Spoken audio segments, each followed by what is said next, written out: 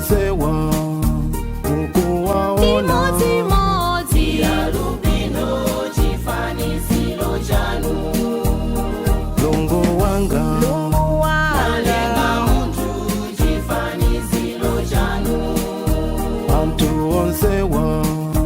ukuwaona Timoti alubino chifaniziro chanu namva chisoni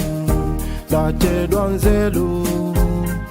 ikupedwa kwa maalubino akupedwa momvesa chisoni ati wina akufuna chuma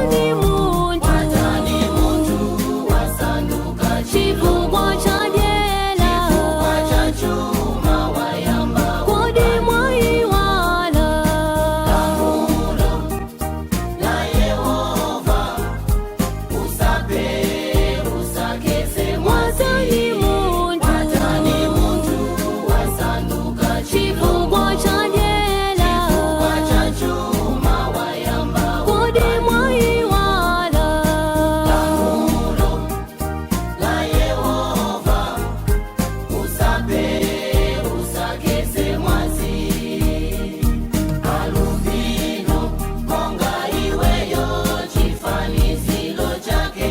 chana malenga kulira kwa maalubino usandipe usandichoselemo kulira kwa maalubino usandipe usandichoselemoyo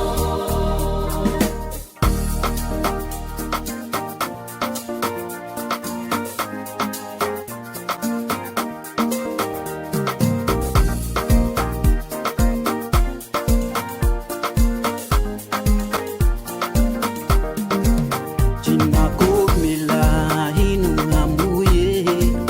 olenga mitundu yonse ya hantu mitundu yonse imaonekelwe ngosiyana-siyana tifanana ndimaluwa ukamaona mitundu yonse iyi black white indiana lubino lichifanizilo cha ambuye kotelo ambuye amakondwela nangakuda nako chatsa ndichani kuti mabinuwa azipedwa chonchino chenjezo langa kwa inu nonse ochita kalidweni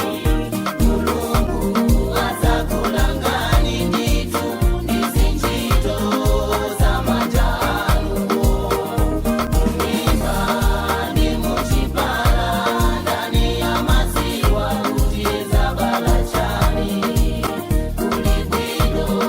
tasi ya lelo before it is too late.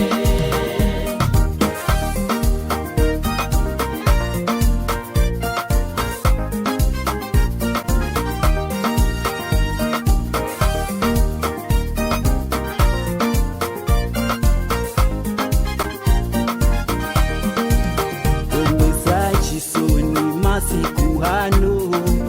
tikuwukilana tutokatoka mtima wa umuntu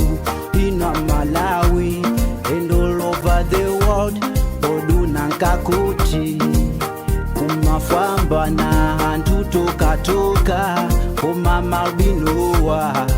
ala kwa chani ziwani kuti nawoso sikufuna kwaho kuti akale mtundu wa chonchi bizinesi yanja Malawi yomapana antu tokatoka